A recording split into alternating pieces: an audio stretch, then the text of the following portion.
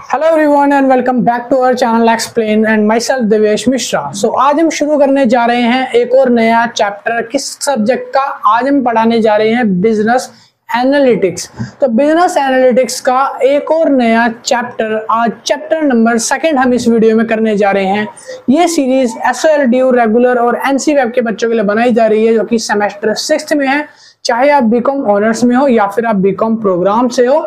ये सीरीज आप लोगों के लिए बहुत ही ज्यादा इंपॉर्टेंट होने वाली है क्योंकि आप लोगों के एग्जाम्स जो है अभी 1-2 महीने बाद आने वाले हैं, तो इसीलिए ये सब्जेक्ट आपको पढ़ाया जा रहा है। तो बिजनेस एनालिटिक्स का ये सब्जेक्ट जो मैं आपको करवा रहा हूँ, इसका आज हम करेंगे चैप्टर नंबर 2 जिसका नाम है डेटा प्रिपरेशन, जिसके अंदर हम पढ़ेंगे कुछ एक्सेल की चीजें और कुछ MS वर्ड की चीजें। उसके बाद हम पढ़ेंगे summarization and visualization using spreadsheet. Spreadsheet आपको पता होगा, जैसे एक्सेल के अंदर आप रो और कॉलम से एक शीट बनाते हो, वहां एक डेटा रिप्रेजेंट करते हो, तो उस डेटा के अंदर किस तरह से उसको विजुअलाइज करा जाता है, वो सारी चीजें आज हम पढ़ेंगे। ठीक है, और आज हम पढ़ने वाले हैं जो चैप्टर 2। तो इसके साथ साथ एक इंपॉर्टेंट चीज और मैं बता दूं आपको कि अगर किसी भी स्टूडेंट को बिजनेस एनालिटिक्स पूरी बुक के अगर आपको नोट्स परचेज करने हैं तो नोट्स इसके रेडी हो चुके हैं और नोट्स का प्राइस 130 रुपीज है या 150 रुपीज है। जाके आप व्हाट्सएप से पता कर लेना, ज्यादा अमाउंट है नहीं। और व्हाट्सएप नंबर आपको हमारा ये मिल जाएगा, ये रहा, और डिस्क्रिप्शन में भी मेरा व्हाट्सएप नंबर आपको मिल जाएगा। तो आप जाओ व्हाट्सएप पे मैसेज करो कि सर हमें बिजनेस एनालिटिक्स के नोट्स परचेज करने हैं, प्राइस बता दो। तो जो भी प्राइस होगा वो आप पे करके व्हाट्सएप से नोट्स की PDF को, हाँ जी, PDF को बाय कर सकते हो। सारे चैप्टर्स की PDF विद इन 130 या 150 रुपीज के अराउंड आपको मिल जाएगी। तो जाइए जाके पता कर लीजिए। चलिए जी, शुरू करते हैं आज का चैप्टर नंबर 2। आज हम इसमें पढ़ने वाले हैं जैसे data preparation, summarization and visualization using spreadsheet. तो सबसे पहले हम पढ़ेंगे कि डेटा प्रिपरेशन क्या होता है। तो भाई सुनो, इस चैप्टर को करवाने के लिए ना मुझे ये जो आपकी ड्यू वाली बुक है इसकी हेल्प लेनी पड़ेगी, क्योंकि यहाँ पर थोड़े से कॉन्सेप्ट ऐसे हैं जो कंप्यूटर लैंग्वेज जिसको बोलते हैं मशीनिकल लैंग्वेज वगैरह हैं, तो भाई उसके लिए ज़्यादा बेटर रहेगा। तो डेटा प्रिपरेशन है सबसे पहली हेडिंग। डेटा प्रिपरेशन का मतलब क्या होता है? Data preparation is one of the major process in the pipeline of the data analyse and machine learning. कह रहा है कि जो डेटा है, एक रॉ डेटा को किस तरीके से मशीनी तौर पे अरेंज किया जाता है एक कंप्यूटर में या PC में, उसको हम बोलते हैं डेटा प्रिपेयर। कह रहा है एक रॉ डेटा होता है जिसको फॉर्मेट में इनेबल करा जाता है और उसके कुछ मेथड्स, कुछ एनालिटिकल टूल्स वगैरह लगा के उसको एक प्रिपेयर शीट बनाई जाती है, उसको डेटा प्रिपेयरिंग बोलते हैं। डेटा प्रिपेयरिंग के कुछ पॉइंट्स होते हैं जो मैंने यहाँ पर लिखे हैं। हर एक पॉइंट को मैं आपको एक्सप्लेन करूंगा जितना मेरे से हो सकेगा। कोशिश करूंगा कि धीरे बोलूं ताकि आप लोगों को थोड़ा ज्यादा क्लियर समझ आए। ठीक है, तो सबसे पहले आता है डेटा कलेक्शन। डेटा कलेक्शन का मतलब होता है यहाँ पर एक large number of raw data होता है जिसको कलेक्ट किया जाता है, और वो रो डेटा ऐसा होता है जैसे कि एक नंबर ऑफ क्लास है, मतलब कि एक स्कूल है जिसमें बहुत सारी क्लासें हैं, बहुत सारे बच्चे हैं। अब एक रैंडम स्कूल में से अगर मैं आपको बोल दूं कि सारे बच्चों की हाइट्स को मैंने ला दिया है और इस बैग में रख दिया है, अब आप सारे बच्चों की हाइट्स को क्लास वाइज अरेंज करो, तो उसके लिए आप क्या करोगे? ऐसा तो अरेंज कर नहीं पाओगे क्योंकि वो जो लाया हूं मैं वो रॉ डेटा होगा। तो जो स्कूल में इतने सारे बच्चे हैं, पहले आपको जाकर एक एक की क्लास पूछनी पड़ेगी। क्लास के अकॉर्डिंग आप अपने अकॉर्डिंग एक सेक्शन बना लोगे कि ये क्लास 6 है, ये क्लास 7 है, ये क्लास 8 है, उसके अकॉर्डिंग अपने डेटा को मेंटेन करोगे। ठीक है, तब ये होगा आपका पूरा डेटा शीट। बट अभी क्या है कि हम डेटा कलेक्ट कर रहे हैं, तो डेटा कलेक्ट में आपको रॉ मटेरियल वाला डेटा मिलेगा, मतलब कि कच्चा पक्का डेटा मिलेगा। यहाँ पर सारा डेटा बिखरा हुआ होगा, आपको उसे समेट कर उसको अच्छा बनाना पड़ेगा। ठीक है, तो इसको बोलते हैं डेटा कलेक्शन। आगे लिखा है डेटा क्लीनिंग। देखो डेटा क्लीनिंग क्या होता है, जैसे कि रॉ मटेरियल आप अभी बाहर से कलेक्ट करके लाए हो। मैंने आपको बोला कि पूरे दिल्ली का सर्वे करना है और यहाँ पर कितने लोग हैं जो फीमेल है और कितने आदमी हैं ये बताना है। आपने डेटा कलेक्ट कर लिया, पूरी दिल्ली का एक्सप्लोर कर लिया, बट अब उसको क्या करना पड़ेगा? क्लीनिंग करना पड़ेगा कि जितने भी जहां जहां आपने डेटा रखा है, मेल वाला वो एक साइड रखना है, फीमेल वाला एक साइड। तो बहुत सारी शीट होगी आपके पास, तो उसको छांटना क्लीनिंग बोलते हैं। कह रहा है क्लीनिंग क्या होता है? Detecting and correcting errors. जो एरर्स होती हैं, गलतियां होती हैं, उनको करेक्ट करना। इनकंसिस्टेंट जो होते हैं, जो मिसिंग वैल्यूज होती हैं डेटा शीट में, काफी बार डेटा शीट में कुछ गलतियां हो जाती है तो उनको ठीक करना, ये होता है डेटा क्लीनिंग करना। ठीक है, अगला स्टेज उसके बाद आता है डेटा ट्रांसफॉर्मेशन, जो कि है थर्ड वाला। डेटा ट्रांसफॉर्मेशन या ट्रांसफॉर्मिंग का मतलब होता है कि conversion of data into format of structure fit to analyse. It will involve the normalise और scaling of numeric values encoding categorical variables. कह रहा है कि जितने भी तरीके का डेटा होता है, काफी बार उसमें न्यूमेरिकल वर्ड्स भी होते हैं, जैसे कि मान लो गीता की एज है 26 साल, राम की एज है 20 साल, श्याम की एज है 12 साल। तो उसमें राम, श्याम, गीता, ये क्या है, एक वर्बल है। और जो दूसरा है एज, जो वर्ड एज है, जैसे कि 26, 25, 24 न्यूमेरिकल्स वर्ड है, तो इसको एक न्यूमेरिकल लाइन में अलग सा दिखाना पड़ेगा, और जो इंग्लिश के अल्फाबेट्स हैं, जो नाम है, उनको अलग से दिखाना पड़ेगा। तो ये जो विजुअलाइज होता है, इसको ट्रांसफॉर्मेशन बोलते हैं, इसको इनकोडिंग बोलते हैं, जहां पर चीजों को, डेटा को सेपरेट सेपरेट कॉलम्स में रखा जाता है, रोज बना के रखा जाता है, ठीक है। फिर आता है डेटा इंटीग्रेशन। कह रहा है this is the integration of data from different sources into one data set. Integration मतलब होता है दो डेटा सेट को एक साथ कंबाइन कर देना, मतलब इंटीग्रेशन। इंटीग्रेशन क्या होता है कि जहां पर आप दो टेबल को मर्ज कर देते हो, और लिखा है उसके बाद डेटा सेट को ज्वाइन कर देते हो, या कोई दूसरा अनदर डेटा जो होता है उसको मिलाकर, ज्वाइंट वेंचर जैसे बोलते हैं, तो ऐसा मिला देते हो, उसको मर्ज करके एक नया डेटा बनाते हो, उसको डेटा इंटीग्रेशन बोला जाता है। अगला पॉइंट आता है डेटा रिडक्शन। कह रहा है this is the process for reducing either the size of complexity of the data set. Data reduction का मतलब होता है कि जो डेटा आपको मिला है, उस डेटा के अंदर से आपको कुछ ऐसे प्रोसेस के तहत रिडक्शन करना पड़ता है, जिसकी वजह से डेटा को कॉम्प्लेक्स बना दिया जाता है, ताकि वो समझने में और ज्यादा इजी हो, आसान हो, और डेटा का सिलेक्शन फ्यूचर में आसानी से करा जा सके। उसके अंदर कुछ रिडक्शन करी जाती है, कुछ सैंपलिंग करी जाती है, जहां पर चीजों को अच्छे तरीके से दिखाने का कोशिश किया जाता है एक्सेल शीट के ऊपर, ठीक है, या फिर बोल सकते हो एमएस शीट के ऊपर, ठीक है। आगे लिखा है डेटा फॉर्मेटिंग। डेटा फॉर्मेटिंग क्या होता है? डेटा फॉर्मेटिंग में लिखा है include standardized date format variable names और कन्वेंशन। कह रहा है कि डेटा फॉर्मेटिंग मतलब होता है जब आप कोई भी डेटा बना रहे हो तो वो डेटा आपको पता तो होगा ना किस चीज का है। मान लो मैंने बोल दिया स्कूल के बच्चों का पूरा रिकॉर्ड डेटा बना के लेके आओ, तो हम क्या करेंगे, स्कूल का नाम लिखेंगे सबसे ऊपर, उसके नीचे एक लाइन बनाएंगे ऐसे कॉलम, और उस कॉलम में लिखेंगे नाम बच्चे का, उसके आगे उसके पेरेंट्स का नाम, फोन नंबर और उसका क्लास और वो कहाँ रहता है। तो हम क्या है अलग अलग कॉलम बना दे रहे हैं। इसकी वजह से क्या होगा कि डेटा जो है और ज्यादा फॉर्मेटिंग में हो जाएगा, आपको पहचानने में दिक्कत नहीं होगी। अगर मान लो मुझे कहीं चाहिए किसी 6th क्लास के बच्चे की रोल नंबर या किसी 6th क्लास के बच्चे का पेरेंट्स का नाम, तो मैं 6th क्लास की लिस्ट में जाऊंगा और वहां से उसके सामने देख लूंगा पेरेंट्स वाली लाइन ये रही, हाँ पेरेंट्स का नाम ये रहा, तो मैं ऐसे आराम से मिल जाएगा। अगर आप इसको फॉर्मलाइज नहीं करोगे, आप इसको विजुअलाइज नहीं करोगे, आप इसको ढंग से लगाओगे नहीं सिस्टमेटिक तौर पे, तो वो शीट में ऐसा ही बिखरा रहेगा। क्लास बच्चे की वहां लिखी है तो फॉर्मेट वहां लिखा है, तो नीचे रोल नंबर आ रहा है, तो नीचे ऊपर आ रहा है पेरेंट्स का नाम, तो इस तरीके से डेटा मिसिंग हो जाएगा। ठीक है, तो इसलिए डेटा फॉर्मेटिंग करना एक इंपॉर्टेंट पार्ट होता है। आगे आता है डेटा स्प्लिटिंग। स्प्लिटिंग मतलब होता है जब बड़ा डेटा होता है जिसको हमें स्प्लिट करना पड़े। स्प्लिट यानी दो टुकड़ों में तोड़ देना, उसको डिवीजन कर देना, उसके सबसेट बना देना, अलग अलग कर देना। ठीक है, तो अगर डेटा ऐसा है जैसे मान लो एक क्लास 6 का डेटा, एक 7th का डेटा है, दोनों डेटा मिक्स कर रखा है। अब अगर मेरे पास आएगा कि आप इसको डेटा को विजुअलाइज कर दो, आप डेटा को अच्छे से प्रिपेयर कर दो, तो मैं क्या करूंगा भाई 6th क्लास के बच्चों का डेटा अलग होगा और 7th क्लास के बच्चों का डेटा अलग रखूंगा। 6th का नाम, रोल नंबर, पेरेंट्स और फोन नंबर सब अलग, और ऐसे 7th का सब अलग। क्यों? क्योंकि मैंने सबसेट कर दिया, एक डेटा को सबसेट मतलब अलग अलग कर दिया, ताकि आसानी से कोई भी रीडर जो हो, जो पढ़ने वाला हो, उसको आसानी से चीजें समझ आ जाए। ठीक है भाई, आगे लिखा है उसके बाद डेटा क्लीनिंग। तो स्प्लिटिंग के बाद आ गया डेटा क्लीनिंग। अब हम पढ़ेंगे डेटा क्लीनिंग क्या होता है। Data cleaning is the known as data cleaning और डेटा स्क्रबिंग। स्क्रबिंग मतलब कि खुरचते हैं ना, जैसे किसी चीज के ऊपर से कुछ हटाना होता है तो वो गंदगी जो हट जाती है, उस तरीके से यहाँ पर जो बेकार चीजें हैं, जो एरर है, जो इनकरेक्ट चीजें, इररिलेवेंट डेटा है, वो हटाकर स्क्रबिंग कर कर अलग कर दिया जाता है। आगे लिखा है इसके अंदर आइडेंटिफाई करी जाती है, करेक्टिंग रिमूव करे जाते हैं इनएक्यूरेट डेटा और इनकम्प्लीट इररिलेवेंट डेटाबेस को स्क्रब करके हटा दिया जाता है। इसको डेटा क्लीनिंग बोला जाता है।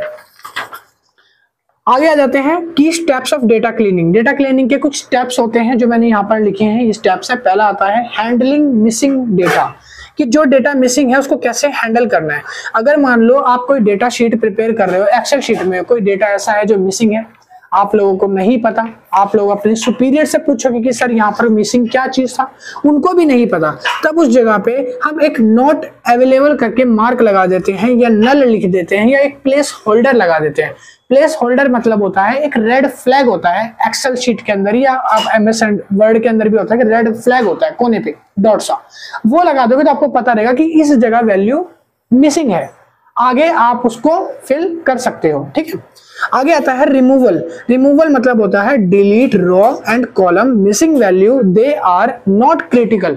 कुछ ऐसी रो या कुछ ऐसे कॉलम में डेटा होता है जो आपको जरूरत में नहीं होता, जो आपको अनवांटेड होता है, जो नहीं चाहिए, तो आप उसको डिलीट कर सकते हो, हटा सकते हो। तीसरा पॉइंट आता है इम्पुटेशन। इम्पुटेशन में होता है replace missing value with estimates. काफी बार डेटा में क्या होता है कि जैसे मान लो एक लड़का है जिसका मैं मार्क्स की लिस्ट बना रहा हूँ कि उसके इंग्लिश में कितने मार्क्स आए हैं, मैथ्स में कितने मार्क्स आए हैं, साइंस में कितने मार्क्स आए हैं, इस तरीके से। अब मुझे ये पता है कि मोटा मोटा एक रफली आइडिया है कि उसके इंग्लिश में 70 अबव आए थे। अब मुझे एग्जैक्ट नहीं पता, तो मैं क्या करूंगा, मैं इम्प्यूटेशन का यूज करूंगा और उस जगह पे एक एस्टिमेट फिगर डाल दूंगा। फिलहाल ये 70 मेरे को लगता है उससे अबव थे, तो मैं 72 75 ऐसे डाल दूंगा कि जब एक्चुअल फिगर मुझे पता चलेगी मैं उसमें भर दूंगा। तो इसको बोलते हैं एस्टिमेट फिगर डालना, इम्प्यूटेशन। आगे लिखा है कि इसका इस्तेमाल हम कर सकते हैं जैसे मीन, मीडियन और मोड निकाल के भी कर सकते हैं। जो भी डेटा की लिस्ट है उसका मीन, मीडियन, मोड के लिए भी इम्प्यूटेशन का यूज किया जाता है। अगला पॉइंट आता है उसके बाद प्लेस होल्डर।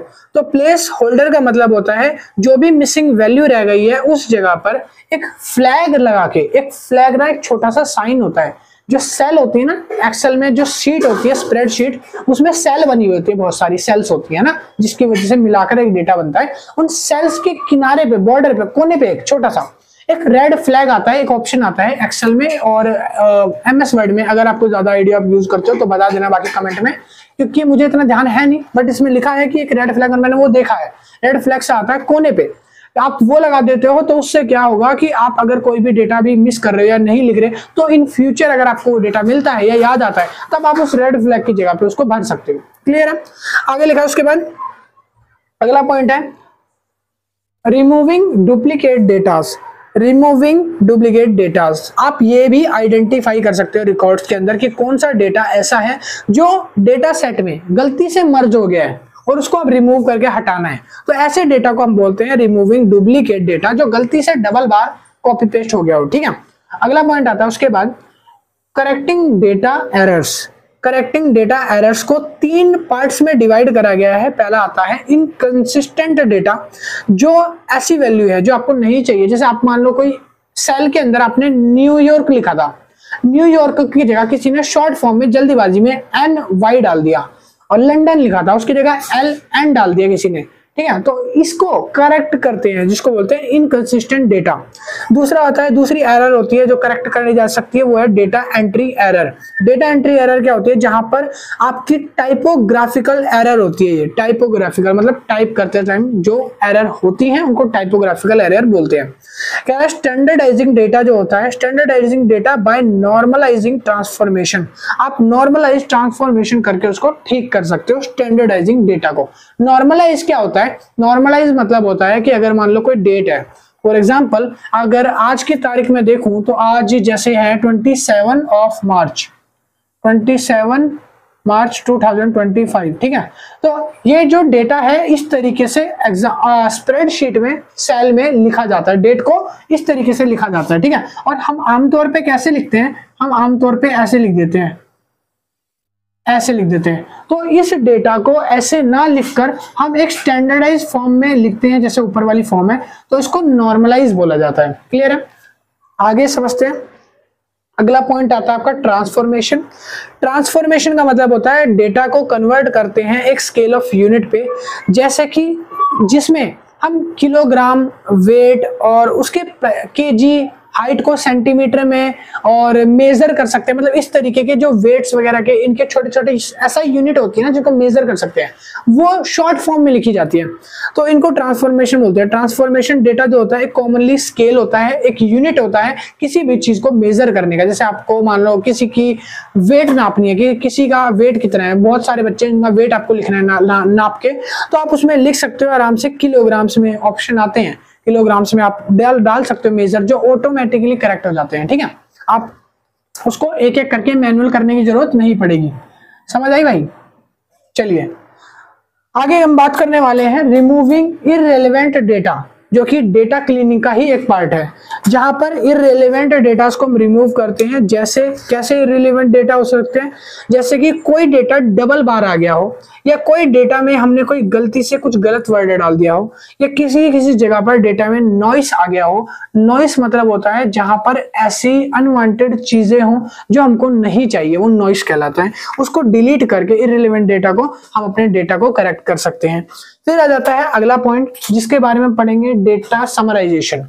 डेटा समराइजेशन क्या होता है? Summarization is the process of transforming a given large data set into a smaller form.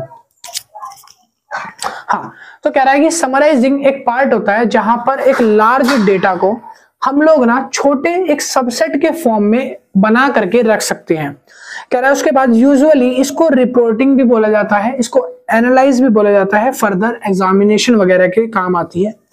कह रहा है कि इसको कुछ पैटर्न्स और वाइटल इंफॉर्मेशन से डिकोड किया जाता है, तो वो पैटर्न्स और वाइटल इंफॉर्मेशन वगैरह का आगे बताएगा।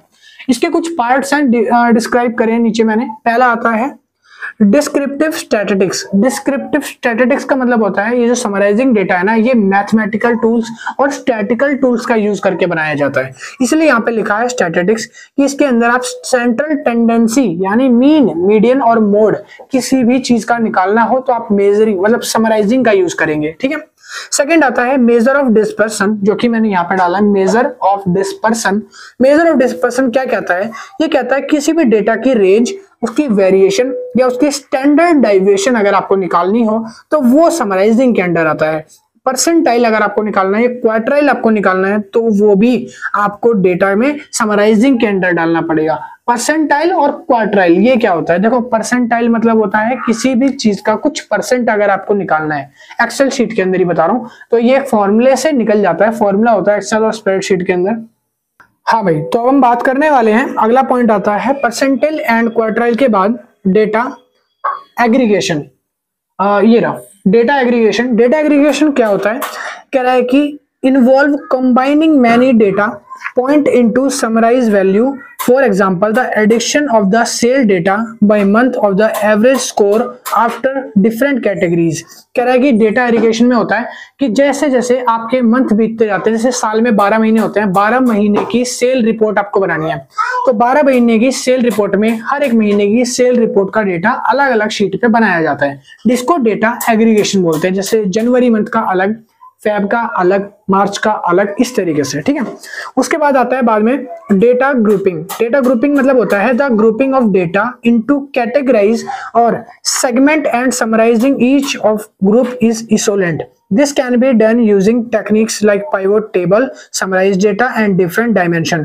डेटा ग्रुपिंग मतलब होता है कि जहां पर पाइवोट टेबल और भी ऐसे टूल्स का यूज कर जब आप एक दो तीन डेटा शीट को मिला करके एक डेटा शीट में इन्वॉल्व कर देते हो, उसको डेटा ग्रुपिंग बोला जाता है। ग्रुपिंग करना मतलब कि आप 3-4 अलग अलग डेटा सेट को मिला करके सब ज्वाइंट करके एक डेटा सेट बना देना। ठीक है, उसके बाद आता है विजुअलाइजेशन। विजुअलाइजेशन मतलब होता है जहां पर आप चार्ट या फिर किसी ग्राफ या किसी भी और अन्य तरीके से, जैसे हिस्टोग्राम हो गया, बार ग्राफ हो गया, पाई चार्ट हो गया या लाइन ग्राफ हो गया, इनकी मदद से अपने आंकड़ों को या अपने डेटा को रिप्रेजेंट करते हो, तो वो डेटा विजुअलाइजेशन कहलाता है। ठीक है, जैसे कि फॉर एग्जांपल कि दिल्ली में 7 दिनों के अंदर कितनी बारिश हुई, तो जैसे मंडे को 45 डिग्री और ट्यूसडे को 30 डिग्री और वेडनेसडे को 20 डिग्री। अब इसको आप अपने ग्राफ पे दिखाओ, ऐसे ग्राफ बना के, कोई भी ग्राफ, चाहे पाई चार्ट हो, बार ग्राफ हो, डायग्राम हो, कोई भी हो, उस पे आप उसको अगर विजुअलाइज करते हो, उस डेटा को हम बोलते हैं डेटा विजुअलाइजेशन, जो ग्राफ की हेल्प से बनाया जाता है। फिर आते हैं वाई समराइज डेटा। डेटा को क्यों समराइज करना इंपॉर्टेंट होता है, तो इसमें लिखा है सिंप्लीफाइज एनालिसिस के लिए, जहां पर डेटा को हम बनाते हैं, इंटरप्रिटेट करते हैं और जो डेटा सेट है उसको इजी बनाते हैं। जो बड़े बड़े डेटा सेट होते हैं ना, मान लो जिससे आप चार्टर्ड अकाउंटेंट का काम करते हो, सीए वगैरह का काम करते हो, यहाँ पर पूरी महीने की साल की लिस्ट आ जाती है कि बैंक स्टेटमेंट चढ़ाओ। जो डेटा आया है उसको आप इजी वे में, कन्वीनियंस वे में जो बनाते हो उसको बोलते हैं डेटा समराइज करना, ठीक है, सिंप्लीफाई जिसको बोलते हैं। अगला पॉइंट आता है दूसरा, फैसिलिटेट डिसीजन मेकिंग। और यहाँ पे लिखा है summarize represent data in such a way become helpful in supporting stakeholders for making certain decision. कह रहा है कि ये जो डेटा होता है जब इसको हम पूरी तरीके से समराइज कर लेते हैं तो ये हेल्पफुल रहता है, किसके लिए, रीडर के लिए। जो रीडर है, जो आपके डेटा को चेक करने वाले, जो पढ़ने वाले लोग हैं, उनके लिए इजी रहता है डिसीजन लेना। जो आपके स्टेक होल्डर्स होते हैं उनके लिए हेल्पफुल रहता है, डेटा पढ़ने में आसानी रहती है, ठीक है। अगला पॉइंट आता है इम्प्रूव्स रिपोर्टिंग। इम्प्रूव्स रिपोर्टिंग मतलब होता है जहां पर आप अपने डेटा को यूज करते हो और रिपोर्ट करने के लिए, जहां पर आप अपनी रिपोर्टिंग वगैरह बना करके तैयार करके दिखाते हो डैशबोर्ड और प्रेजेंटेशन या फिर कोई इफेक्टिव कम्युनिकेशन के तौर पर, ठीक है। और इसके अंदर शामिल होते हैं कि इसमें कौन कौन से आपके डेटा की रिपोर्टिंग चेक कर सकते हैं, जिसमें स्टेक होल्डर्स हो गया, डिसीजन मेकर्स हो गया और भी सच इन्फॉर्मर होते हैं, वो आपके डेटा शीट को देख सकते हैं, ठीक है। आगे आता है डेटा शॉर्टिंग। देखो डेटा शॉर्टिंग बहुत ही इजी कॉन्सेप्ट है। अगला कॉन्सेप्ट है डेटा शॉर्टिंग। डेटा शॉर्टिंग का मतलब होता है आप डेटा को शॉर्ट कर दो। शॉर्ट मतलब छोटा नहीं, शॉर्ट मतलब एक लाइन में, एक सीक्वेंस में लगा दो। जैसे कि या तो अल्फाबेटिकल ऑर्डर के हिसाब से लगा दो, A B C D E F G ऐसे, ठीक है। मान लो एक क्लास में 20 बच्चे हैं, 20 बच्चों का नाम अलग अलग है। एक का नाम अमित है, एक का नाम विनोज है, एक का नाम सुमित है, एक का नाम सागर है, एक का नाम कार्तिक है, एक का नाम विशाल है। ऐसे लोगों के नाम अलग अलग है। तो अब हम इसको शॉर्ट अगर करें तो हम या तो अल्फाबेट नाम के अकॉर्डिंग लगा सकते हैं कि जो भी अल्फाबेट ए से शुरू हो रहे हैं वो सबसे पहला 1 रोल नंबर, 2 रोल नंबर, जो बी और सी और डी से चालू हो रहे हैं वो उसके नीचे, इस तरीके से शॉर्टिंग कर सकते हैं। या हम असेंडिंग ऑर्डर और डिसेंडिंग ऑर्डर में भी शॉर्टिंग कर सकते हैं। तो शॉर्टिंग का मतलब समझो, हम डेटा को या तो असेंडिंग ऑर्डर में लगा दें या तो डिसेंडिंग ऑर्डर में लगा दें, उसको भी शॉर्टिंग बोलते हैं।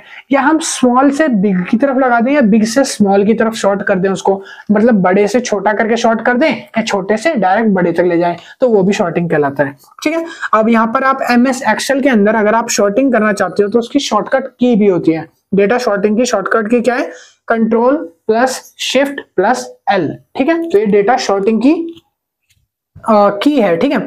आगे लिखा है उसके बाद फिल्टरिंग डेटा। फिल्टरिंग डेटा क्या होता है, डेटा फिल्टर करना। मतलब कि आपने देखा होगा एक्सेल वगैरह में यहाँ पर एक ऑप्शन दिख जाता है रिव्यू का और ऊपर मिल जाता है व्यू का। जब आप रिव्यू पे क्लिक करते हो ना एक्सेल के अंदर, तो वहां पर फिल्टर करके एक कूप सा बना होता है, ठीक है। तो वहां पर आपको फिल्टर का ऑप्शन मिल जाता है। फिल्टर बेसिकली होता क्या है, फिल्टर टेम्परेली डेटा को हाइड कर देता है, ठीक है। जहां पर आप डेटा को हाइड कर सकते हो इजिली और विजिबल कर सकते हो दोबारा, ठीक है। और डेटा को हाइड और विजिबल कैसे करता है, फिल्टर की रेंज ऑफ डेटा पहले सिलेक्ट करनी है आपको, सिलेक्ट कॉलम करने हैं आपको, अप्लाई करना है उस पर फिल्टर, और फिल्टर अप्लाई करने के बाद हेडर एरो जो है उस पर आपको क्लिक करके, और उसके बाद आपको करना है case of text data uncheck the value and want to see, और उसके बाद उसको वो हाइड हो जाएगा। और जैसे ही आप उस पे हेडर पे क्लिक कर दोगे हाइड हो जाएगा, और दोबारा से अनहाइड करना चाहते हो तो फिल्टर पे जाके अनहाइड भी हो जाएगा, ठीक है। अगला पॉइंट आता है कंडीशनल फॉर्मेटिंग, जो कि नीचे लिखा है। कंडीशनल फॉर्मेटिंग क्या होती है, कंडीशनल फॉर्मेटिंग मतलब जैसे आप एक्सेल में देखा होगा आपने, ऊपर जो टूल बार होती है आपके, सबसे ऊपर जो हेड बार, मेन बार वगैरह होती है, उसी जगह पर आपको कंडीशनल फॉर्मेटिंग का एक एरो मिलता है, एक ऐसे बॉक्स करके मिलता है। दिखाता हूं आपको, देखो एक ऐसा बॉक्स सा बना रखा होगा जिसके अंदर ऐसे होंगे, और यहाँ पर कुछ ब्लैक से ऐसे कलर कर रखा होगा इतना, ठीक है। तो ये क्या होता है, कंडीशनल फॉर्मेटिंग। आप एक्सेल में जाओगे ना, सबसे ऊपर ही आपको मिल जाएगा, जो ऊपर बार सी बनी होती है, ठीक है, उसमें आपको मिल जाएगा कंडीशनल फॉर्मेटिंग। और इसकी हेल्प किस लिए होती है, कंडीशनल फॉर्मेटिंग का यूज होता है विजुअलाइजेशन और इंटरप्रिटेशन को डेटा में इनहेंस करने के लिए। इसमें आप अपना एरो लगा सकते हो, इसमें आप अपने कलर्स बूस्ट कर सकते हो, एरो लगा सकते हो, ठीक है। हाईलाइट कर सकते हो आप सेल्स वगैरह को, सेल्स को हाईलाइट कर सकते हो आप, उसको ग्रेटर बना सकते हो, लेस बना सकते हो, इक्वल टू बना सकते हो, और साथ साथ लिखा है आप इसके अंदर कलर स्केल्स के चेंज कर सकते हो, सेल्स के कलर चेंज कर सकते हो, जो आपकी रो है और जो आपकी कॉलम है आप उनकी ग्रिड लाइन एडजस्ट कर सकते हो। इसको बोलते हैं डेटा फॉर्मेटिंग, ठीक है, कंडीशनल फॉर्मेटिंग।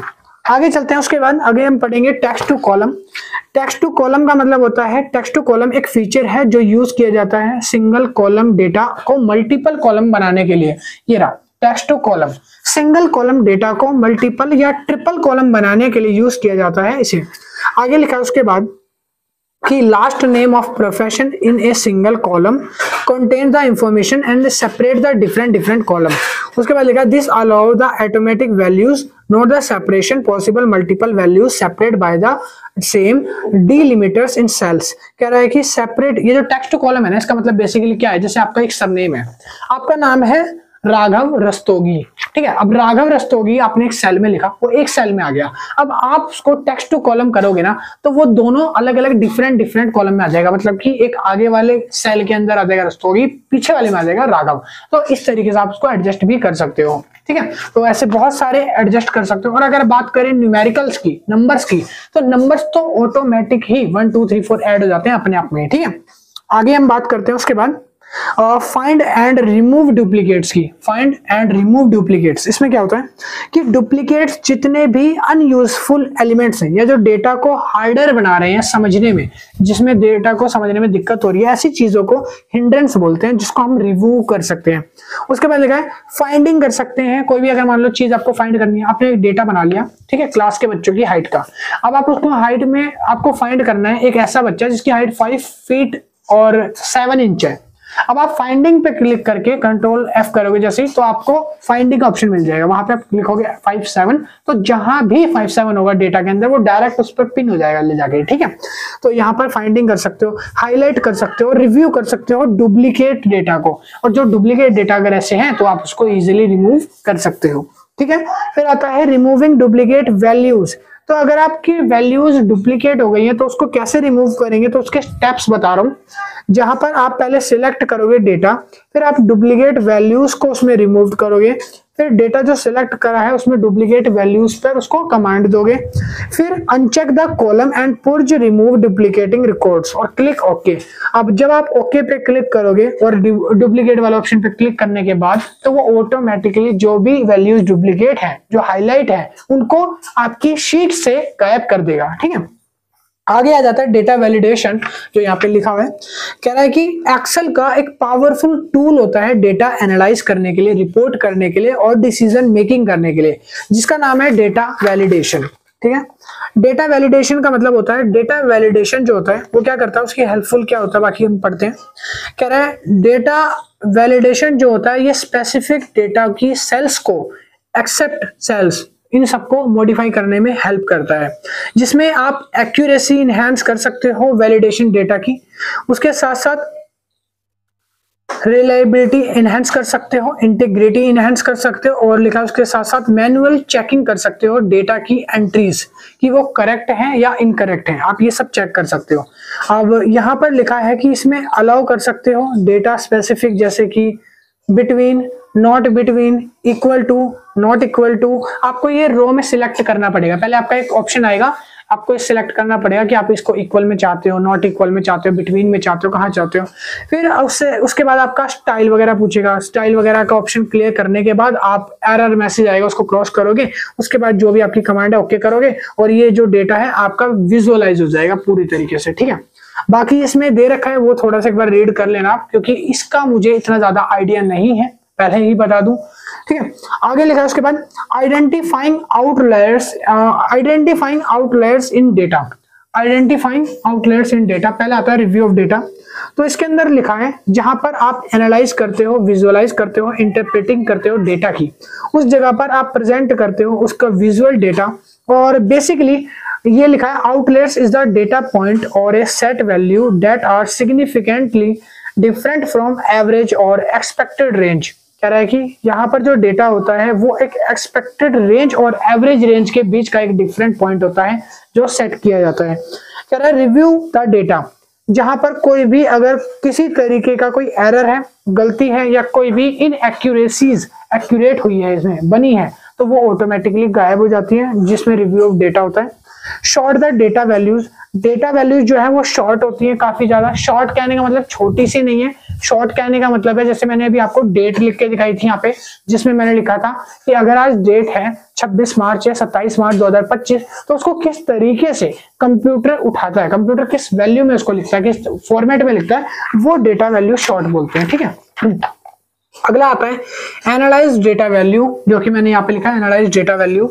इसमें लिखा है आफ्टर शॉर्टिंग द वैल्यूज, जब वैल्यू शॉर्ट हो जाती है तब हम आइडेंटिफाई करते हैं लार्ज डिस्क्रिपेंसीज और आउटलाइनर्स टू एलिमिनेट देम। तो हम आउटलाइनर्स को एलिमिनेट करते, आउटलाइनर्स का यूज करते हैं उस शॉर्टिंग डेटा की वैल्यू को एलिमिनेट करने के लिए। ठीक है। फिर लिखा है such values can be straight away deleted, और जो वैल्यूज होती हैं वो एकदम स्ट्रेट अवे होती हैं, डिटेक्टेड होती हैं, जो आराम से जो बुरी चीजें हैं, जो इनएक्यूरेट है, उनको हटा देती हैं अपने आप से। ठीक है। कह रहा है identifying data quartiles, identifying data quartiles. Data quartile का मतलब होता है, क्वार्टाइल करने का एक फॉर्मूला आता है एक्सेल में। फॉर्मूला क्या है? क्वार्टाइल ब्रैकेट और उसके ऊपर आ जाते हैं 2 एपोस्ट्रोफी। तो मैं आपको लिख के थोड़ा सा बता देता हूँ। देखो ऐसे आपको ये 2 ऊपर लगते हैं ना, ये लगाने हैं, इज इक्वल्स टू QUARTILES, ऐसे लिखना है। उसके बाद ऐसे 2 ब्रैकेट, ये ब्रैकेट लगाने और ये क्लोज कर देना है। तो ये फॉर्मूला होता है क्वार्टाइल का। क्वार्टाइल निकालने का अपना डेटा पहले सिलेक्ट करो, क्वार्टाइल डालो, फिर इस ब्रैकेट के अंदर यहाँ पे आप रेंज सिलेक्ट कर लो कि डेटा कौन सी कॉलम से कौन सी रो तक आपको उठाना है। जितना डेटा चाहिए वो यहाँ पर सेमी कोलन ऐसे बिंदु लगाकर लिख लो, और उसके बाद एंटर मारोगे तो आपका डेटा जो है वो अपने आप ही आइडेंटिफाई कर लेगा, क्वार्टाइल में कन्वर्ट हो जाएगा। ठीक है। उसके बाद आगे लिखा है कोवेरिएंस। देखो ये रहा कोवेरिएंस। ठीक है। कोवेरिएंस क्या होता है? कोवेरिएंस एक तरह का स्टैटिकल फंक्शन है जो कैलकुलेट करने में यूज किया जाता है रैंडम 2 वेरिएबल्स को। 2 रैंडम वेरिएबल्स हो सकते हैं जिसको टोटल या कैलकुलेट करने के लिए यूज किया जाता है, इसको बोलते हैं कोवेरिएंस। कोवेरिएंस को फॉर्मूला अगर मैं बताऊं आपको, तो मैंने फॉर्मूला लिख दिया है, is equals to covariance point P, ये पॉइंट मतलब होता है मल्टीप्लीकेशन, पॉइंट P, और ऐसे यहाँ पे लगता है एरो, फिर एरे 1 और कोमा एरे 2 और ये ब्रैकेट बंद। ठीक है। तो ये होता है इसका फॉर्मूला।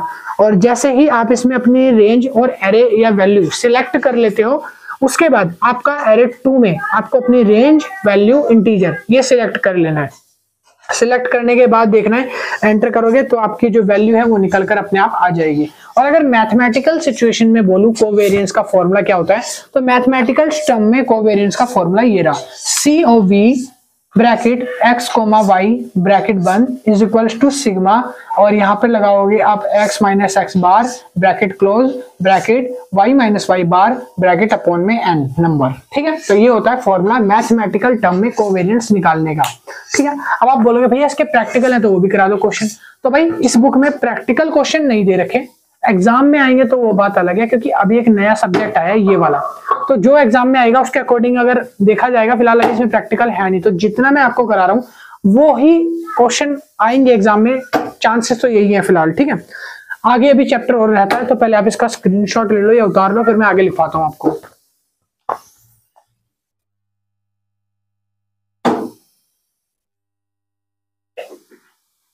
अगला पॉइंट अपना जिसका नाम है कोरिलेशन मैट्रिक्स। तो अब हम पढ़ने वाले हैं कोरिलेशन मैट्रिक्स क्या होता है।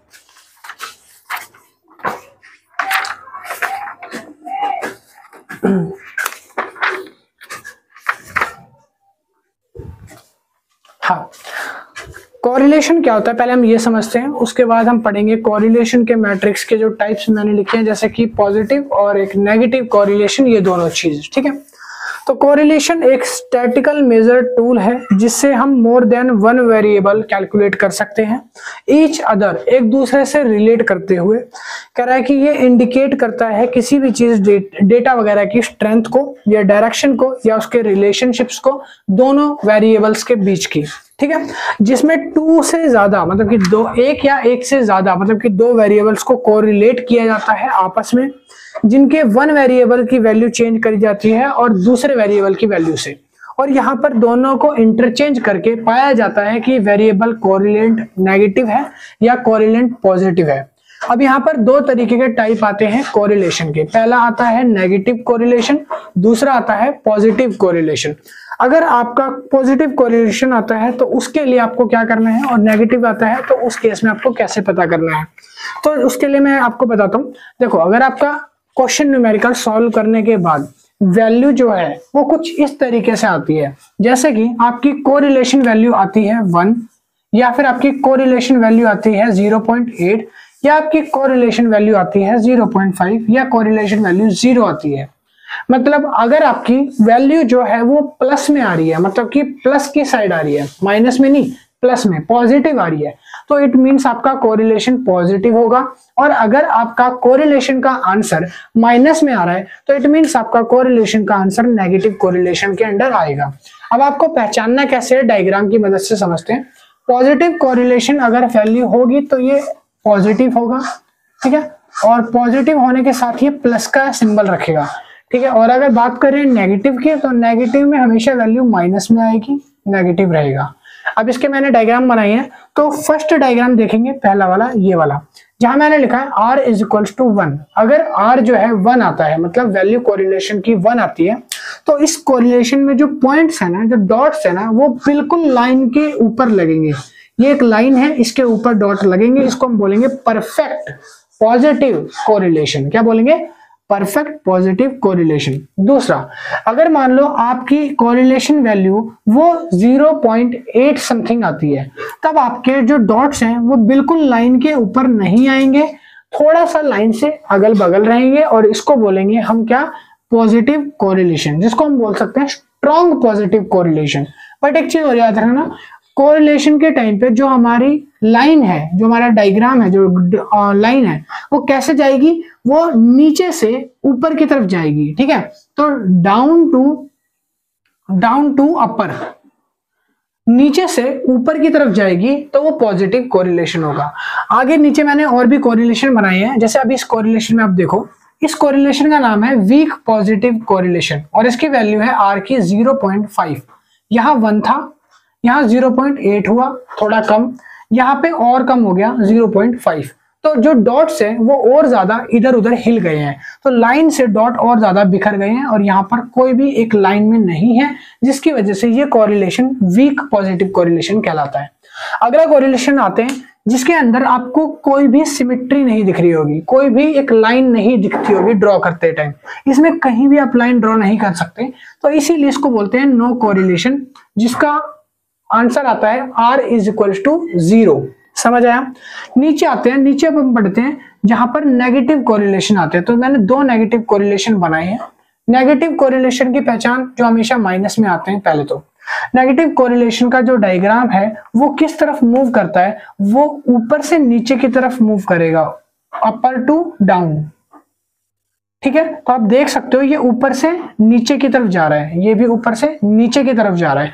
अगर ये ऊपर से नीचे जा रहा है और सारे पॉइंट्स एक लाइन में हैं, तो ये परफेक्ट नेगेटिव कोरिलेशन पाएगा। इसका आंसर पाएगा -1, ठीक है। जैसे ये प्लस का 1 था तो ये पॉजिटिव था, ऊपर से नीचे से ऊपर जा रहा था, ये ऊपर से नीचे आ रहा है, और इसके आंसर में भी पॉइंट सारे लाइन पर है, ठीक है। आगे आ जाते हैं वीक नेगेटिव कोरिलेशन जो होता है। तो वीक नेगेटिव कोरिलेशन ऐसा होता है जैसे वीक पॉजिटिव 0.5 0.5, बट ये प्लस का होता है और ये माइनस का होता है। यहाँ पर नीचे से ऊपर जाते हैं और यहाँ पर ऊपर से नीचे आते हैं। पॉइंट्स यहाँ पर भी लाइन पर नहीं होंगे और पॉइंट्स यहाँ पर भी लाइन पर नहीं आएंगे। समझ आई? तो वीक कोरिलेशन का कॉन्सेप्ट आपको ये वाला पूरा समझ आ गया होगा, ठीक है। चलिए आगे चलते हैं, मूविंग एवरेज पे क्या होता है। तो मूविंग एवरेज को समझने के लिए आपको कुछ डेटा मेरे को देना पड़ेगा, तो उससे हम कैलकुलेट करके मूविंग एवरेज निकालना सीखेंगे। तो यहाँ पे है नंबर्स, ठीक है। तो यहाँ पर मैं लिख देता हूँ, या तो नंबर्स लिख लो या आप सब्जेक्ट के नाम लिख लो। मैं नंबर ले लेता हूँ 1 2 3 5 7 8, ठीक है। और यहाँ पर मैं लिख लेता हूँ इस जगह पर कि एग्जाम में कितने मार्क्स आए हैं। एग्जाम में हर एक स्टूडेंट के जो ग्रेड है वो कितने कितने परसेंटेज पे बने, तो मैं वो डाल देता हूँ। सपोज करो एक स्टूडेंट के 102 मार्क्स आए हैं, एक स्टूडेंट के आए हैं 104, एक स्टूडेंट के आए हैं 106, एक स्टूडेंट के आए हैं 108। यहाँ मैं डाल देता हूँ मार्क्स 110, 112, 114, 116, ठीक है। अब यहाँ पे आपको निकालना है मूविंग एवरेज, यह है आपका MA यानी मूविंग एवरेज। ध्यान से देखना, बिल्कुल आसान है। मूविंग एवरेज होता क्या है? मूविंग एवरेज एक ऐसा एवरेज होता है जो हर टाइम चलता रहता है, आगे आगे बढ़ता रहता है, ठीक है। तो लिखा है moving average is known as rolling average, इसको रोलिंग एवरेज के नाम से भी बोला जाता है। और ये सीरीज के सबसेट के अकॉर्डिंग सेम डेटा को चेंज करता रहता है। कैसे करता है अब वो ध्यान से समझते हैं। अगर आपको मूविंग एवरेज निकालना है फर्स्ट लाइन का तो वो हो जाएगा नील, 0, नील, कुछ भी नहीं आएगा, ठीक है। अगली लाइन का अगर आपको मूविंग एवरेज निकालना है तो वो भी नील, तीसरी लाइन का मूविंग एवरेज निकालना है वो भी नील, चौथी का भी नील और पांचवी का नील, सॉरी पांचवी का आएगा। तो देखो शुरू के 4 मूविंग एवरेज जो है मैंने वो नहीं लिए हैं क्योंकि उस टाइम के मूविंग एवरेज हमें मिले नहीं है, ऐसा कह सकते हो, अभी दिए नहीं, गिवन नहीं है। हाँ, अगर आपको 5th वाला मूविंग एवरेज निकालना है, अब यहां से मैं अपना मूविंग एवरेज निकालना शुरू कर रहा हूं, तो यहाँ पे ध्यान से देखना। आपको अगर मान लो शुरू के 4 मूविंग एवरेज नहीं निकालने या आपने नहीं निकाले, कोई दिक्कत नहीं है, आप कितने भी कर सकते हो। मैंने 4 नहीं निकाले, आप 2 नहीं निकाल सको, आप 5 नहीं निकालो, आप 10 ना निकालो, 11वें से निकालो, जैसा आपका अफोर्ड है आप कर सकते हो। मैं यहाँ पे 5th से निकाल रहा हूँ मूविंग एवरेज। अगर मैं 5th से निकाल रहा हूँ तो मैं क्या करूंगा, मैं इन मार्क्स को ऐड करूंगा। तो मुझे ये 1 से लेके 5 तक ये पांचों नंबर्स को ऐड करना पड़ेगा। तो आप लिखोगे first digit, second digit, third digit, fourth digit और 5th डिजिट, ये पांचों नंबर अपॉन में 5, क्योंकि मुझे मूविंग एवरेज कितने नंबर्स का निकालना है, 5 का। तो मैं इन पांचों को ऐड करके 5 का निकाल रहा हूं ना, तो 5 से डिवाइड करूंगा तो मुझे मूविंग एवरेज मिल जाएगा। पहले इनको प्लस करो 5 के नंबर को, फिर 5 से डिवाइड कर दो, तो आपको इस जगह का मूविंग एवरेज मिल जाएगा यहाँ पे 5th पोजीशन का, ठीक है। अब आपको 6th पोजीशन का मूविंग एवरेज निकालना है मान लो, तो आप कैसे निकालोगे? तो 6th पोजीशन के लिए दूसरा तरीका, ध्यान से सुनो आराम से, यही तरीका है, सेम है। देखो मगर होगा क्या, इस बार हम 5 डिजिट का मूविंग एवरेज निकाल रहे हैं, तो जितनी भी डिजिट का आप मूविंग एवरेज पहली बार में निकालोगे, हर बार आपको सेम उतने ही डिजिट का निकालना पड़ेगा। तो इसीलिए मेरे को 5 डिजिट का निकालना है, तो मैं इस बार फर्स्ट वाली डिजिट को काउंट नहीं करूंगा, मैं दूसरी डिजिट से लूंगा, दूसरी, तीसरी, चौथी, पांचवी और छठी, मुझे 6th का निकालना है ना, तो 2 से लेके 6 तक का निकालूंगा तो मेरी 5 डिजिट भी हो जाएंगे और मूविंग एवरेज निकल जाएगा। तो मुझे किसका निकालना है, 104 से लेके 6 तक, तो मैं क्या लूंगा, सेकंड, थर्ड, फोर्थ, 5th और 6th। तो मैं लिखूंगा अगली बार second digit, third digit, fourth digit, 5th digit, 6th digit और अपॉन में 5। अब जो मेरा आंसर आएगा ये मूविंग एवरेज 6 वाले का होगा। मूविंग एवरेज किसका, 6 वाली डिजिट का, इसका निकलेगा। ऐसे ही अगर मेरे को आगे का निकालना है, 7th का निकालना है इस वाली डिजिट का, तो मैं क्या करूंगा, ऊपर से 2 छोड़ दूंगा। अभी मैंने 5 से 7 पे आ गया, 2 छोड़िए मैंने, नीचे आ गया 2, तो 2 ऊपर से छोड़ दो, इस बार 1 छोड़ दो, 2 छोड़ दो। अब मैं 3 से लूंगा, तो 3, 4, 5, 6, 7, तो मैं क्या करूंगा, 3, 4, 5, 6 और 7, मैं इनके डेटा को जो थर्ड नंबर पे है, जो कितना है 106, तो यहाँ पे 106 वो मार्क्स डालने हैं आपको। मैंने तो अभी नंबर डाल के आपको समझाने के लिए बता दिया है, बट आपको क्या करना है, यहाँ पर 106 जो थर्ड डिजिट है वो 4th, 5th, 6th और 7th इन डिजिट को लिखकर डिवाइड करना है 5 से, तो जो आपका मूविंग एवरेज आएगा वो आएगा मूविंग एवरेज 7। ऐसे ही 8 आपको निकालना है, तो 8 के लिए फिर आप 1, 2, 3, ये 3 छोड़ दोगे, आप चौथे से यहाँ से इधर से निकालना चालू करोगे 8 तक, तो आप लिखोगे 4th का, 5th का, 6th का, 7th का और 8th का डिवाइड बाय 5, तो आपका मूविंग एवरेज 8 का निकल कर आ जाएगा। तो अब देखो ध्यान से, ये हर बार क्या हो रहा है, चेंज हो रहा है, हर बार ये एक एक बढ़ता जा रहा है, नीचे को बढ़ रहा है ना, तो ये मूविंग एवरेज निकालना है, ठीक है। तो समझ आया मूविंग एवरेज क्या होता है, बस ये होता है मूविंग एवरेज, सॉरी। हाँ, तो आगे हम पढ़ने वाले हैं finding missing value. Missing value find करनी है। मिसिंग वैल्यू क्या होती है, तो मिसिंग वैल्यू फाइंड करने के लिए 3 तरीके होते हैं एक्सेल के अंदर। पहला तरीका होता है मिसिंग वैल्यू फाइंड करने का, जहां पर आप इफ का फॉर्मूला लगाते हो, इफ का फॉर्मूला लगा के मिसिंग वैल्यू फाइंड कर लेते हो। इफ का फॉर्मूला लगा के मिसिंग वैल्यू कैसे निकलती है, इफ जो होता है ये एक रिटर्न वन वैल्यू होती है, जो if a condition is true और अनदर इज द फॉल्स, जो बताती है कि एक कंडीशन तो ट्रू होगी और एक कंडीशन फॉल होगी। दूसरा आता है इज नंबर। इज नंबर क्या होता है, ये जो इज नंबर है, इज नंबर क्या होता है, check if a value is a number. ये चेक करती है कि अगर आपकी वैल्यू नंबर्स में है, यानी आपकी वैल्यू 5 4 3 2 1 ऐसे न्यूमेरिकल्स में है, तो वो उसको कैलकुलेट करेगी, अदरवाइज वो कैलकुलेट नहीं करेगी। जैसे ONE1 5 FIVE 5 लिखा है तो उस सेल को कैलकुलेट नहीं करता। फिर लिखा है उसके बाद मैच, तो फाइंडिंग मिसिंग वैल्यू में आप मैच भी कर सकते हो। जैसे कि मैच में आप क्या करोगे, वैल्यू को सर्च करोगे उसकी रेंज से और रिटर्न द रिलेटिव पॉजिटिव, और जो वैल्यू आएगी वो देखोगे कि कैसी है वो वैल्यू जो आपने सर्च करी है, वो वैल्यू डेटा के अंदर कहीं लाई कर रही है या नहीं कर रही, तो उस तरीके से मैच निकाल सकते हो। ठीक है, आगे आते हैं डेटा समराइजेशन। डेटा समराइजेशन क्या होता है, तो डेटा समराइजेशन में हमें अलग अलग फॉर्मूलों का यूज करके डेटा को एक्यूरेट बनाना होता है। इसमें हम कौन कौन से फॉर्मूला यूज कर सकते हैं, हम सम निकाल सकते हैं। आपने एक्सेल अगर करा होगा, बेसिक एक्सेल भी करा होगा, तो उसमें नॉर्मली फॉर्मूले तो हर कोई निकालना कंप्यूटर वाला सिखाता है, जिसमें आप सम निकालते हो। सम कैसे निकलता है, is equals to sum bracket close, फिर यहां से आप सिलेक्ट करते हो अपनी सेल जहां से आपको निकालना शुरू करना है और जहां तक का निकालना है आपको डेटा, तो वहां पे ब्रैकेट क्लोज करके और यहाँ पे सम का फॉर्मूला लगा के टोटल सम निकल जाता है। जैसे मान लो एक क्लास में 20 बच्चे हैं, 20 बच्चों के जो मार्क्स आए हैं वो 10 20 10 20 15 15 ऐसा करके आए हैं। अब आपको उसका सम निकालना है, तो टोटल सम का फॉर्मूला लगाओ, जहां नंबर 1 वाला बच्चा है वहां से लेके 20 तक के सारा कैलकुलेट करके जोड़ के दे देगा। फिर आता है एवरेज, एवरेज निकालना है, तो एवरेज का फॉर्मूला है is equals to average capital letter में, फिर उसके बाद ये bracket close A2 divide semicolon फिर A100, जहां तक भी आपको निकालना है वो वैल्यू आप यहाँ पे लिखना है। जैसे मान लो आपको 17th रो तक निकालना है, 17th कॉलम पे आपका सेल है वहां तक निकालना, तो आप 70 डालो और यहाँ पे ब्रैकेट क्लोज। आपको निकालना है, काउंट करना है, तो काउंट करने के लिए आपको लिखना है is equals to count bracket close A2 semicolon A100 और ये क्लोज। A100 की जगह आपकी जो वैल्यू आप वो डालना। फिर आता है मिनिमम, मिनिमम निकालने के लिए आपको मीनिंग का फॉर्मूला लगाना पड़ेगा, इज इक्वल्स टू मिन ब्रैकेट क्लोज A1 A2 जो भी आपकी वैल्यू है, फिर आप अपनी वैल्यू डाल के ब्रैकेट क्लोज करना, फिर आपका वैल्यू निकल जाएगा।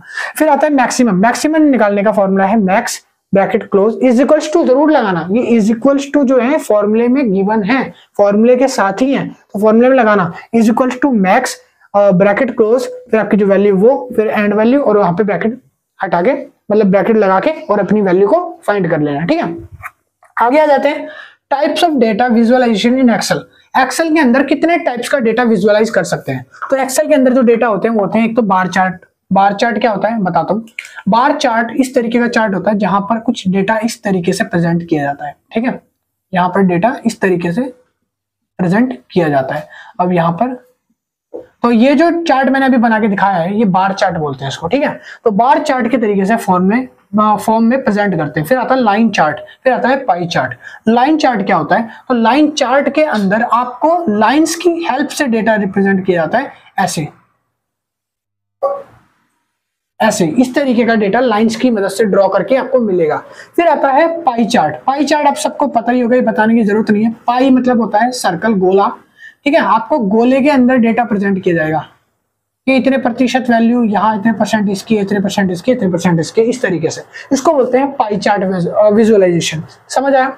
आगे आ जाते हैं उसके बाद स्कैटर प्लॉट। स्कैटर प्लॉट क्या होता है, स्कैटर प्लॉट का मतलब होता है जहां पर आपको डेटा पॉइंट्स में दिखाया जाता है डॉट डॉट लगा के। ठीक है, जैसे मान लीजिए आपका प्लॉट है, यहाँ पर आपको डॉट लगा देगा, यहाँ डॉट लगा देगा, यहाँ डॉट लगा देगा, मतलब आप इन डॉट के इशारों से समझो कि यहाँ पे एक लाइन बन रही है। ठीक है, डॉट से ही डेटा को रिप्रेजेंट किया जाएगा इस तरीके से, बट ये लाइन नहीं लगाई जाएगी, सिर्फ डॉट से, ऐसे समझो। पाइवोट टेबल क्या होती है, पाइवोट टेबल एक एक्सेल का टूल है जो आपकी हेल्प करता है, आजकल बहुत ज्यादा यूजर्स की हेल्प करता है पाइवोट। ठीक है, पिवोट क्या करता है, यूजर्स की हेल्प करता है आपकी एक्सेल शीट को और ज्यादा विजुअलाइज बनाने के लिए और इंटरप्रेटिंग करने के लिए और ज्यादा अच्छा दिखाने के लिए, और हेल्पफुल रहती है। अगर आप जल्दी काम करना चाहते हो तो आप पिवोट टेबल का यूज कर सकते हो। पिवोट टेबल में लिखा है कि पिवोट टेबल जो है एक्सेल का एक बेसिक और सबसे ज्यादा यूज किया जाने वाला फीचर्स है। इसके अंदर आप डेटा को एनालाइज कर सकते हो, न्यूमेरिकल डेटा होता है उसको आप एनालाइज कर सकते हो। ये एक यूजर फ्रेंडली इंटरफेस के साथ आता है। आप पिवोट टेबल अगर यूज करना नहीं जानते तो आपको बहुत सारी वीडियोस यूट्यूब पे मिल जाती है, सीख सकते हो। बाकी इसमें जो स्टेप्स बता रखे हैं वो आपको मैं बता देता हूँ। पहला स्टेप होता है आप किसी भी एक्सेल शीट में सेल पर जाओ, सेल पर क्लिक करो। उसके बाद आप क्लिक करो इंसर्ट टैब के ऊपर। इंसर्ट टैब पे जैसे आप क्लिक करोगे आपको पिवोट टेबल का ऑप्शन मिलेगा, उस पर आप क्लिक कर दो। उस पर क्लिक करने के बाद आपको एक और ऑप्शन मिलेगा जहां पर पूछेगा आपसे कि आप नई वर्कशीट पे काम करना चाहते हो या एग्जिस्टिंग पे, तो नई वर्कशीट आप चूज कर लेना। फिर आपके सामने साइड में स्क्रीन पर एक छोटी सी टेबल खुल के आ जाएगी। वहां पर आपको जो जो चीज जो डेटा की जरूरत है आप वो वहां पे सिलेक्ट कर सकते हो क्लिक करके, ठीक है। उसके बाद आपकी जो पिवोट टेबल है वो पूरी जैसे जैसे आपने सेलेक्ट करी है वो रेडी करके दे देगा, ठीक है। तो पिवोट टेबल बहुत हेल्पफुल रहता है। फिर आता है पिवोट चार्ट। पिवोट चार्ट क्या करता है? Pivot chart use to present complex data in clear, कोई noise, interactive and flexible manner. Pivot chart जो होता है वो पिवोट टेबल का ही डेटा उसको में फीड कर देता है और उसको एक तरीके का बेस्ट, क्लियर, को नॉइस करके, मतलब नॉइस वगैरह खत्म करके, जो उसमें से फालतू चीजें हैं वो हटा करके आपको एक एक्यूरेट डेटा प्रेजेंट करके देता है, ठीक है। और इसमें बाकी बुक्स में आपको थोड़ा थोड़ा इसमें चित्र वगैरह दे रखा है, तो उसमें देखोगे तो जल्दी समझ आ जाएगा। अगर आप कंप्यूटर में थोड़ा बेसिक जानते हो तो आपको जल्दी आ जाएगा, ठीक है। उसके बाद आते हैं इंटरेक्टिव डैशबोर्ड क्या होता है। इंटरेक्टिव डैशबोर्ड के बारे में लिखा है, इंटरेक्टिव डैशबोर्ड यूजुअली ए पेपर पेज रिपोर्ट होती है। क्या होती है? Paper page report. Paper page report होती है जो अलाउ करता है एक बिजनेस यूजर ट्रैक करने के लिए कोई भी तरह की मेजर इंफॉर्मेशन या कोई क्रूशियल बिजनेस KPI इंफॉर्मेशन को ट्रैक करने के लिए यूज करा जाता है क्या? Interaction dashboard. फिर लिखा उसके बाद मैट्रिसेस अंडर वन रूफ। इसके जितने भी डेटा वगैरह होते हैं वो एक छत के नीचे, एक रूफ के नीचे आपको एक टेबल के अंदर ही प्रेजेंट मिल जाते हैं सारे डेटा, और ये इजी टू अंडरस्टैंड होता है इसका फॉर्मेट। और साथ ही साथ इंटरेक्टिव डैशबोर्ड जो होता है उसके कुछ फॉलोइंग स्टेप्स बता रखे हैं कि किस तरीके से इंटरेक्टिव डैशबोर्ड यूज किया जाता है। सबसे पहले आपका स्टेप 1 आता है जिसमें बताया define the purpose of dashboard, कि डैशबोर्ड को बनाने का पर्पस क्या है। पहले आप पर्पस जानोगे, फिर आप उस पर्पस का डेटा गैदर करोगे, आप डेटा निकालोगे कि क्या डेटा आएगा। पिवोट टेबल का आप यूज कर सकते हो। डेटा को सिलेक्ट कर लिया, सिलेक्ट करने के बाद आप इंसर्ट टैब पे जाना एक्सेल के अंदर। इंसर्ट टैब पे आप जाके पिवोट टेबल सिलेक्ट करना, क्लिक करोगे जब पिवोट टेबल पे तो नई शीट या नई वर्कशीट पे आप क्लिक करना, वहां से आप नई वर्कशीट चूज करोगे। तीसरा स्टेप होता है create chart using pivot table. Pivot table का यूज करके आपको चार्ट्स बनाने पड़ेंगे, अलग अलग चार्ट्स आपको बनाने हैं उस डेटा की हेल्प से। फिर उसके बाद अगला स्टेप आता है कि पिवोट टेबल को एनालाइज करना है ग्रुप्स में और उसको ड्रॉप करना है चार्ट्स के फॉर्म में, ड्रॉप डाउन करना है। फिर अगला पॉइंट आता है क्लिक ऑन ओके। ओके पे क्लिक कर देना है, पिवोट चार्ट आपका क्रिएट होकर रेडी हो जाएगा। उसके बाद लिखा है data table to insert the table representing value the data table. अब आपकी डेटा टेबल की जो वैल्यूज है उसको भी आप इंसर्ट कर सकते हो पिवोट की हेल्प से, ठीक है। और यहाँ पर लिखा है इसमें और ज्यादा फीचर आपके दिखाने रखे हैं, जो बाकी स्टेप्स हैं वो ज्यादा आप पढ़ोगे तो बाकी ज्यादा समझ आएगा अच्छे से। छोटे मोटे बाकी 2-3 स्टेप्स रहते हैं, ठीक है। और बस यही था इंटरेक्ट टेबल, इसके ज्यादा इसमें कुछ ज्यादा है नहीं बताने के लिए। और बाकी अगर आप कंप्यूटर का नॉलेज रखते हो तो भाई आप लोगों के लिए ये चैप्टर जो मैंने बताया, मेरा चैप्टर बताया हुआ बेसिक्स की तरफ से होगा। और अगर आपको और ज्यादा अच्छा नॉलेज है कंप्यूटर वगैरह का तो आपको वो ज्यादा और समझ आएगा कंप्यूटर की प्रैक्टिकल हेल्प की वजह से। हाँ, बात करते हैं न्यूमेरिकल क्वेश्चन इस चैप्टर से कुछ आएगा तो नहीं भाई, इस चैप्टर में कोई भी न्यूमेरिकल क्वेश्चन नहीं है जो आपके एग्जाम्स में आने वाला है। बाकी यहाँ इंटरेक्टिव डैशबोर्ड के बाद आपका पूरा चैप्टर कंप्लीट होता है इस जगह पर। आई होप वीडियो पसंद आई होगी, आपको कुछ सीखने को मिला होगा। चैप्टर 2 में कुछ चीजें नई समझ आई होंगी, नई मतलब न्यू, कुछ चीजें नई समझ आई होगी। हाँ, और अगर वीडियो अच्छी लगे तो लाइक कर देना, शेयर कर देना, सब्सक्राइब कर लेना चैनल को इसी तरीके की आगे वीडियोस के लिए। अगला चैप्टर नंबर 3 जल्दी आएगा, चैनल पर जल्दी डालूंगा। बट इस बुक के अंदर ना थोड़ी प्रॉब्लम ये है कि इस बुक में कुछ समझाने का कम है, कुछ ऐसे डायग्राम वगैरह बना रखे जो प्रैक्टिकली कंप्यूटर पे वगैरह लगाए जाते हैं, ठीक है। तो इसमें जितना मेरे तरफ से लगेगा मेरे को कि मैं करा सकूं उतना मैं आपको समझाऊंगा जो समझाने लायक होगा। न्यूमेरिकल्स वगैरह इसमें नहीं है ज्यादा देने के लिए, कुछ ऐसा है ना, आगे होंगे तो वो जब मैं आपको बता दूंगा। और बाकी मिलते हैं नेक्स्ट वीडियो में चैप्टर 3 के साथ। अगर किसी को नोट्स वगैरह बाय करने तो वो बाय कर सकता है, इस नंबर पे जाके मैसेज कर देना कि सर हमें नोट्स परचेज करने हैं इस बुक के। तो नोट्स बन चुके हैं, रेडी हो गए हैं, अच्छे नोट्स 130 रुपीज 750 रुपीज प्राइस है। जाके व्हाट्सएप से मैसेज करके नोट्स की PDF को परचेज कर लेना। Thank you, keep watching, bye. अब इसको उतारना चाहो तो उतार लो।